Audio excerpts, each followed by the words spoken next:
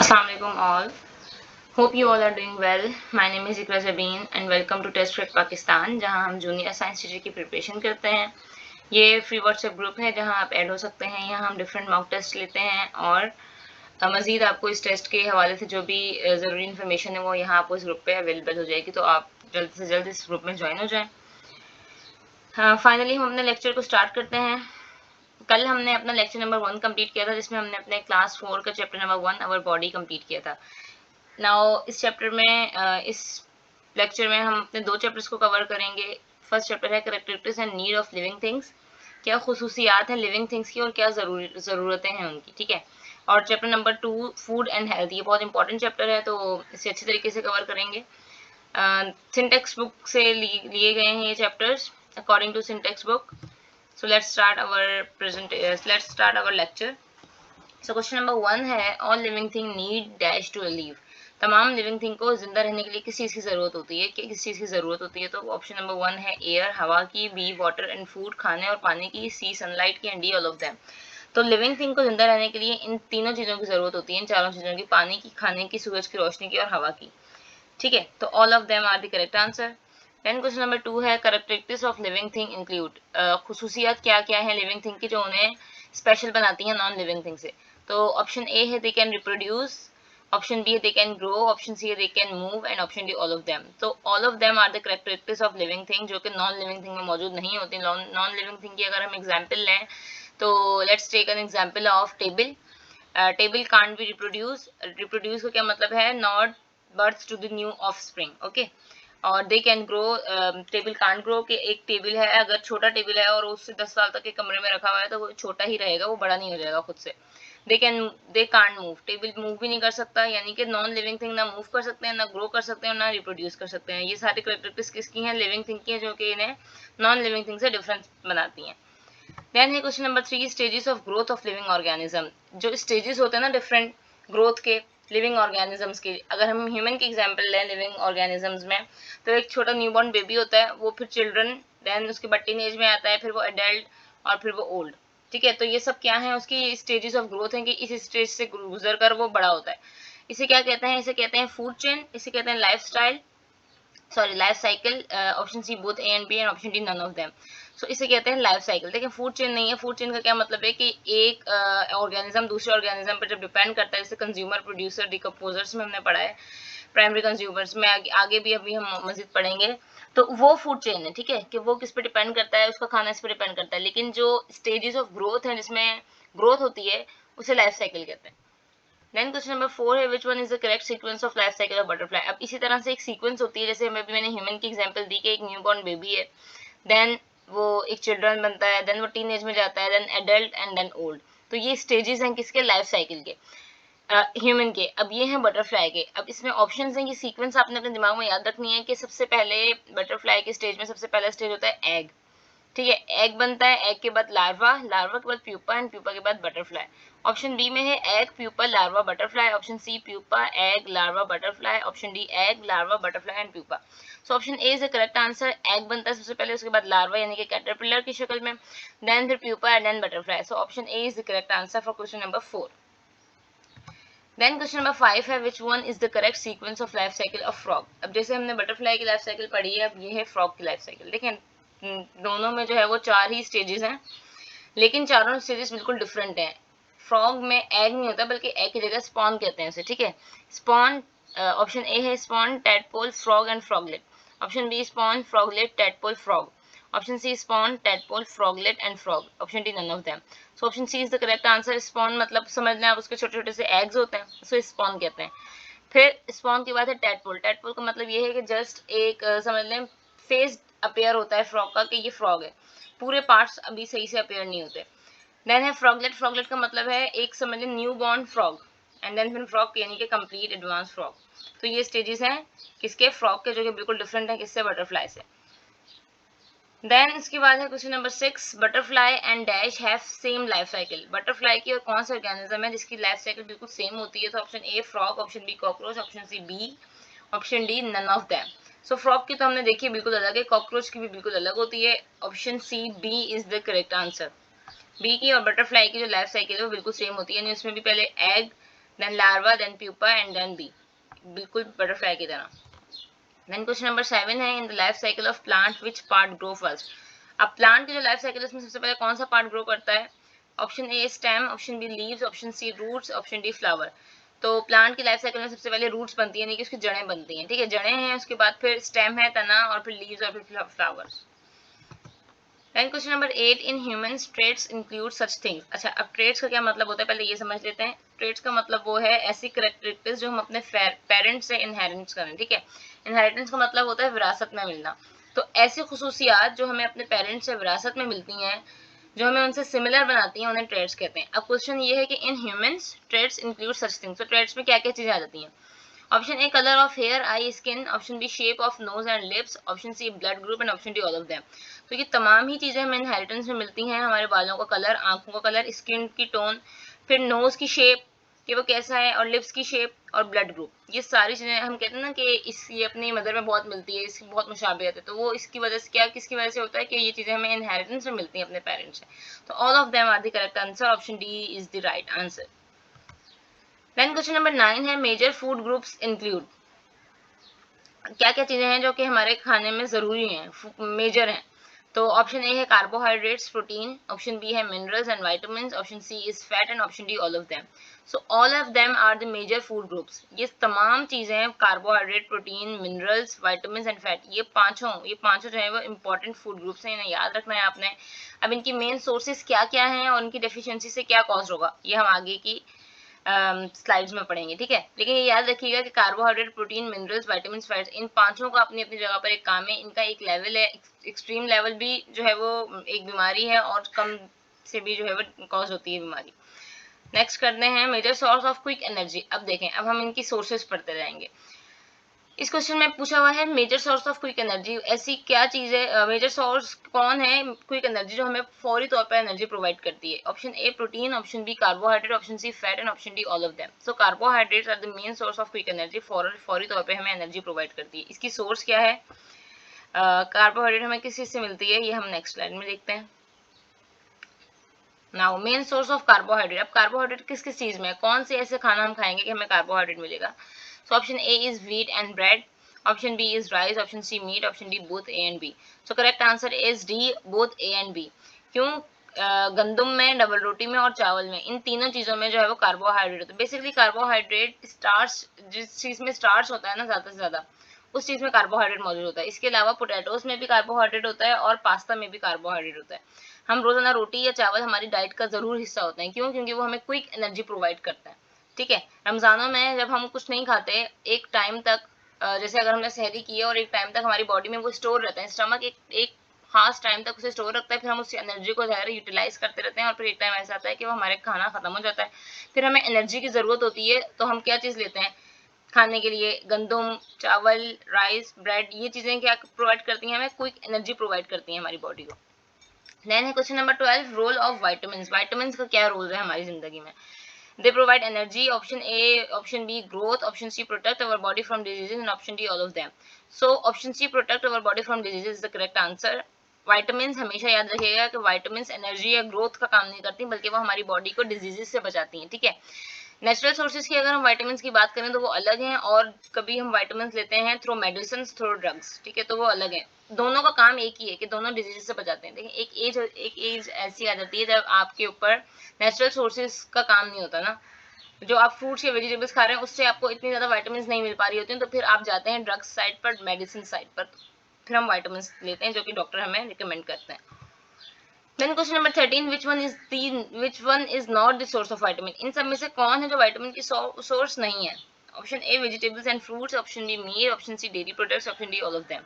So option C dairy products is the correct answer. Vegetables, green leafy vegetables में vitamin होता है मौजूद, और फ्रूट्स में भी मौजूद होता है। मीट यानी गोश्त में भी वाइटामिन मौजूद है। किस चीज में नहीं है? डेयरी प्रोडक्ट्स में। डेयरी प्रोडक्ट्स में मिल्क और मिल्क से बनने वाली चीजें हैं, दही है, योगर्ट है, ये सब चीजें क्या हैं? ये सब डेयरी प्रोडक्ट्स हैं, इनमें वाइटामिन मौजूद नहीं होता। देन हम पढ़ते हैं question number 14, main source of protein. अब प्रोटीन की मेन सोर्स क्या है? प्रोटीन की main source option A meat, option B egg, option C milk, option D all of them. So all of them are the main source of protein. गोश्त में भी protein मौजूद है, अंडे में भी प्रोटीन मौजूद है, और मिल्क में भी प्रोटीन मौजूद है। Then question number 15, protein diet is essential for, protein diet क्यों इंपॉर्टेंट है? ऑप्शन ए ग्रोथ के लिए, option B repair tissues and muscles, option C both A and B, option D none of them. तो option C is the correct answer, growth और repair tissues and muscles के लिए बहुत important है। जो लोग जिम जाते हैं वो उनका आपने सुना होगा कि वो कहते हैं कि प्रोटीन शेक पिया जाता है ना, वहाँ क्यों किया जाता है? क्यों? ताकि उनके मसल्स को बूस्ट अप कर सके, ठीक है, उनके मसल्स बना सके, उनके टिश्यूज को रिपेयर कर सके। तो प्रोटीन बहुत इंपॉर्टेंट है हमारी ग्रोथ के लिए, हमारे बढ़ने के लिए, एक स्टेज से दूसरे स्टेज में जाने के लिए प्रोटीन का होना बहुत जरूरी है, ठीक है। प्रोटीन की डाइट हमारे खाने में होना बहुत जरूरी है। Now question number 16, fats are mainly found in, fats किस किस चीज में होता है? Oil, milk, butter, both A and C. So correct answer is D, both A and C. Fat का मतलब है चिकनाई, चिकनाई वाली चीजें, तो वो किसके में होती हैं? तेल में और मक्खन में। मिल्क में जो है वो फैट मौजूद नहीं होता। जिस तरह कार्बोहाइड्रेट हमारी बॉडी के लिए बहुत इंपॉर्टेंट है, वो कोई एनर्जी प्रोवाइड करता है, बिल्कुल वैसा ही काम फैट्स का है। फैट्स भी बहुत इंपॉर्टेंट है हमारी बॉडी के लिए फॉर प्रोवाइडिंग एनर्जी, और भी बहुत से काम है फैट्स के। अच्छा, which animal have thick layer of fat under the skin? Option A shark, option B blue whale, option C dog fish and option D dolphin. कौन सा एनिमल है जिसके अंदर जो है वो एक थिक लेयर होती है, एक मोटी सी लेयर होती है किसकी? फैट की। तो ऑप्शन बी है ब्लू व्हेल। इस ब्लू व्हेल में थिक लेयर का काम ये है कि ये इसकी बॉडी को वार्म रखती है कोल्ड टेम्परेचर में, ठीक है, कोल्ड सी में। Then question number 18, which vitamin prevents night blindness? अब हमने वाइटामिन पढ़े ना, अब हम ये पढ़ेंगे कि उन वाइटामिन की डेफिशिएंसी से क्या कॉज होता है और वो कौन सी डिजीजेस को प्रिवेंट करती हैं। तो सबसे पहले है night blindness. Night blindness prevent कर कौन सा ऐसा वाइटामिन जो प्रिवेंट करता है नाइट ब्लाइंडनेस को? नाइट ब्लाइंडनेस एक डिसऑर्डर है, वो लोग जिन्हें रात में नजर नहीं आता उनके अंदर किस चीज की डेफिशिएंसी होती है? ऑप्शन है vitamin A, option B vitamin B complex, option C vitamin C and option D vitamin D. So option A is the correct answer, vitamin A की डेफिशिएंसी से हमें नाइट ब्लाइंडनेस कॉज होता है। Okay, then question number 19, which vitamin is essential for strengthening of bones and teeth? हड्डियों के लिए और दांतों के लिए क्या कौन सा विटामिन इंपॉर्टेंट है? Vitamin A, vitamin B, vitamin C and vitamin D. So the correct answer is vitamin D. Vitamin A जो है वो किसके लिए जरूरी है? हमारी आईज नाइट ब्लाइंडनेस के लिए। विटामिन बी और सी का आगे फंक्शन पढ़ेंगे, लेकिन strengthening of bones and teeth के लिए विटामिन डी इंपॉर्टेंट है, ठीक है। Rickets is due to the deficiency of, अब देखें, अब रिकेट्स जो है वो किसकी डेफिशिएंसी से हो रहा है? Vitamin D, vitamin A, vitamin B and vitamin C. तो correct answer is vitamin D. Vitamin D की जो है वो डेफिशिएंसी से रिकेट्स कॉज होता है। विटामिन डी की मेन सोर्स है sunlight, natural source of sunlight. सुबह की जो धूप होती है वो आपकी हड्डियों के लिए बहुत जरूरी होती है, वो आपकी हड्डियों को बहुत स्ट्रॉन्ग करती है। रिकेट्स जो है वो बच्चों में होने वाली एक बीमारी है। जाहिर है जो छोटे बच्चे होते हैं, जो न्यू बॉर्न बेबी होते हैं, उनकी जो बोन्स होती हैं वो बहुत ज्यादा वीक होती हैं ना, वो स्टेब्लिश नहीं होती इतनी ज्यादा, तो उन्हें धूप में भी धूप लगवाई जाती है, खासतौर पर सुबह की, बिल्कुल मॉर्निंग की। तो वो क्यों जरूरी होती है? ताकि उन्हें विटामिन डी मिल सके। Then we have question number 21. Scurvy is due to the deficiency of, scurvy भी एक डिजीज है, ये किसकी डेफिशिएंसी से होती है? Option A vitamin B, option B vitamin C, option C vitamin A and option D vitamin D. So scurvy is due to the deficiency of vitamin C. Option B is the correct answer. Which vitamin is essential for the production of platelets? अब production of platelets का काम जो है वो क्यों important है? क्योंकि platelets हमें पता है कि ब्लड को क्लॉट करते हैं, ठीक है। तो अगर हमारा ब्लड क्लॉट ही नहीं होगा तो हमारे अंदर कौन से विटामिन की डेफिशिएंसी से ये काम होगा? विटामिन के की। Vitamin D, vitamin A, vitamin K and vitamin C. तो correct answer is vitamin K. Vitamin K is essential for the production of platelets. Question number 23, source of vitamin C. Vitamin C की source क्या है? अभी हमने बात की vitamin C की। Vitamin C की डेफिशिएंसी से क्या कॉज हो रहा था? स्कर्वी ना। तो इसकी सोर्स क्या है? क्या चीज हम ऐसी लें? Option A lemon, option B meat, option C milk and option D sunlight. So option A is the correct answer, lemon. जो खट्टी चीजें होती हैं जैसे कि ऑरेंजेस, लेमन, इनके अंदर जो है विटामिन सी ह्यूज अमाउंट में होता है, ज्यादा मिकदार में होता है। Then question number 24, dietary fibre helps to prevent. Dietary fibres क्यों क्या करते हैं, किस चीज से प्रिवेंट करते हैं, किस बीमारी से? So option A diabetes, option B ulcer, option C constipation and option D heart attack. So option C constipation is the correct answer. Then question number 25, which mineral makes red blood cells? अभी हमने vitamins पढ़ लिए, अब हम minerals पढ़ रहे हैं, ठीक है। Option A iron, option B copper, option B both A and B, option D none of these. So the correct answer is C, iron और कॉपर दोनों जरूरी हैं रेड ब्लड सेल्स के लिए। रेड ब्लड सेल्स में हीमोग्लोबिन होता है, हीमोग्लोबिन आयरन से मिलकर बनता है, ठीक है, ये बात तो सबको पता है, लेकिन कॉपर भी उसमें मौजूद होता है इसी क्वांटिटी से जिसमें आयरन होता है। So both A and B are the correct answers. Then question number 26, which mineral is essential for blood clotting? कौन सा मिनरल इंपॉर्टेंट है? अगर विटामिन का पूछा जाएगा कि ब्लड क्लॉटिंग के लिए कौन सा है, प्लेटलेट्स जो बना रहा है वो कौन है, विटामिन के। लेकिन अगर मिनरल का नाम लिया जाएगा तो कौन सा है वो, calcium. Option C is the correct answer. Iron और कॉपर जो है वो क्या कर रहे हैं, पीछे हमने भी पढ़ा कि वो रेड ब्लड सेल्स को बना रहे हैं। रेड ब्लड सेल्स को आयरन और कॉपर बनाते हैं, और ब्लड को क्लॉट करने के लिए कौन सा मिनरल जरूरी है, calcium. Then question number 27, deficiency of which mineral cause anaemia? Anaemia का मतलब है खून की कमी। तो कौन सा मिनरल है जिसकी डेफिशिएंसी से एनीमिया होगा? जाहिर है जो रेड ब्लड सेल्स को बनाने में काम कर रहा है, अगर वही कम होंगे तो फिर हमें एनीमिया हो जाएगा। So the correct answer is C, both A and B. Iron and copper is essential for the blood, तो उसकी कमी से क्या हो जाएगा, हमें anaemia. Then question number 28, deficiency of which mineral cause osteoporosis? Osteoporosis क्या है? हड्डियों की बीमारी को ऑस्टियोपोरोसिस कहते हैं। बोन्स के लिए ऑस्टियो का वर्ड यूज किया जाता है, ठीक है। जो बोन्स के स्पेशलिस्ट डॉक्टर होते हैं उन्हें क्या कहा जाता है, ऑस्टियोलॉजिस्ट ना। तो deficiency of which mineral causes osteoporosis, mineral की बात की जा रही है, तो option A iron, option B copper, option C magnesium and option D zinc.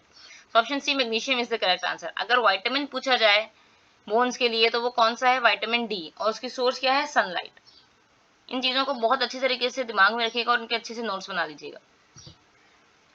Then question number 29, main source of iodine is? Iodine किस चीज में मौजूद होता है ज्यादा? Option A nuts, option B seeds, option C seafood, option D none of these. तो nuts यानी कि बादाम, अखरोट, काजू, ये सब चीजें नट्स हैं। सीड्स बीज वगैरह वाली चीजें, और सी फूड। सी फूड का क्या मतलब है, जो मखलूक समंदर में है जो खाने की है, वो मछलियाँ इसमें इसकी एग्जाम्पल्स हैं। सो आयोडीन की मेन सोर्स क्या है, seafood. Option C is the correct answer. Then question number 30, deficiency of which mineral cause mental retardation in children? कौन सा ऐसा मिनरल है जिसकी डेफिशिएंसी से बच्चों में मेंटल रिटार्डेशन होती है? मेंटल रिटार्डेशन का क्या मतलब है कि वो बच्चे मेंटली तौर पर कंप्लीटली स्टैब्लिश नहीं होते, ठीक है। सो कौन सा है वो मिनरल? Option A iron, option B copper, option C iodine, option D magnesium. So option C iodine is the correct answer. Iodine is important for children. Okay, so question number 31 is Marasmus disease is due to? Marasmus disease है ये किसकी वजह से होती है? Severe deficiency of carbohydrate, severe deficiency of fats, severe deficiency of minerals and severe deficiency of protein. तो Marasmus and Kwashiorkor ये दो डिजीजेस हैं, इनके नाम याद रखिएगा। ये किसकी वजह से होते हैं? ये होते हैं डेफिशिएंसी ऑफ प्रोटीन की वजह से। मरासमस की बात करें हम तो इसमें जो बच्चे होते हैं, बच्चों को होती है ये डिजीज, और इसमें बच्चे बहुत कमजोर होते हैं क्योंकि उनमें प्रोटीन की डेफिशिएंसी होती है। प्रोटीन का काम क्या है कि वो हमें ग्रोथ भी प्रोवाइड कर रहा है और हमारे मसल्स को भी रिपेयर करता है ना। तो जिसमें प्रोटीन नहीं होगा उसकी ग्रोथ ही नहीं सही से हो पाएगी, तो वो बच्चे बहुत कमजोर से होते हैं। ओके, क्वेश्चन नंबर 32 है मरासमस रिजल्ट्स इन? मरासमस की वजह से क्या होता है? Option A headache, option B weight loss, option C nausea and option D none of the above. Headache सर में दर्द, वेट लॉस और नोजिया मतलब है feeling of vomiting. So weight loss is the correct answer, क्योंकि अगर growth ही नहीं होगी तो उनका वेट लॉस ही होता जाएगा। बिल्कुल कमजोर, मैंने भी बताया, बिल्कुल वीक होते हैं वो बच्चे। Then question number 33, too much salt can lead to? अगर हम बहुत ज्यादा नमक वाली चीजें, बहुत ज्यादा नमक अपने खाने में इंटेक करें तो हमें कौन सी बीमारी हो सकती है? Option A high blood pressure, option B low blood pressure, option C high glucose level and option D is low glucose level. तो ज्यादा नमक लेने से ब्लड प्रेशर हाई होता है और कम लेने से ब्लड प्रेशर लो होता है। ग्लूकोज का लेवल कब बढ़ता है? जब हम अपने खाने में ग्लूकोज यानी कि शुगर का इंटेक ज्यादा करें, ठीक है। और ग्लूकोज का लेवल कम कब हो जाता है? जब हम एक मिनिमम एक जो है वो रिक्वायर्ड होती है, एवरेज रिक्वायर्ड से अगर हम कम लेते हैं शुगर तो वो लो ग्लूकोज लेवल है। Okay, then question number 34, in winter we must take dash in our diet? Winters में हमें क्या चीज अपने खाने में जरूर लेनी चाहिए? Option A vitamins, option B proteins, option C carbohydrate and option D fat. So option D is the correct answer. We should take fat in our diet in winters. क्यों? क्योंकि ये हमारी बॉडी को वार्म रखता है। हमने पीछे पढ़ा था कि ब्लू व्हेल के अंदर भी एक थिक लेयर होती है, किसकी होती है? फैट की। वो क्या करती है, उसका काम भी मैंने आपको बताया था कि वो उसकी बॉडी को वार्म रखती है कोल्ड एनवायरनमेंट में सर्वाइव करने के लिए। Okay, then question number 35, last but not least, a healthy child contain dash gram of protein per kilogram of body weight? एक हेल्दी चिल्ड्रन को अपने रोजाना की डाइट में बॉडी वेट के हिसाब से कितना प्रोटीन लेना चाहिए? Option A is 1.5, option B is 2.5, option C 1 and option D 3. So the correct answer is 1. A healthy child contain 1 gram of protein per kilogram of body weight. उसकी body के हिसाब से उसे 1 ग्राम ऑफ प्रोटीन लेना चाहिए. Okay, so thank you very much. Don't forget to subscribe and like. इस channel को ज़्यादा से ज़्यादा सब्सक्राइब करें ताकि आप लोगों तक हमारी वीडियोस पहुंचती रहें. इंशाल्लाह अब हम नेक्स्ट लेक्चर में इम्पॉर्टेंट नेक्स्ट चैप्टर करेंगे. इसी तरह से class 4, class 5, class 6, class 7, class 8, class 9 और फिर क्लास 10 की हम साइंस को कवर करेंगे. सो अल्लाह हाफिज़. अब तक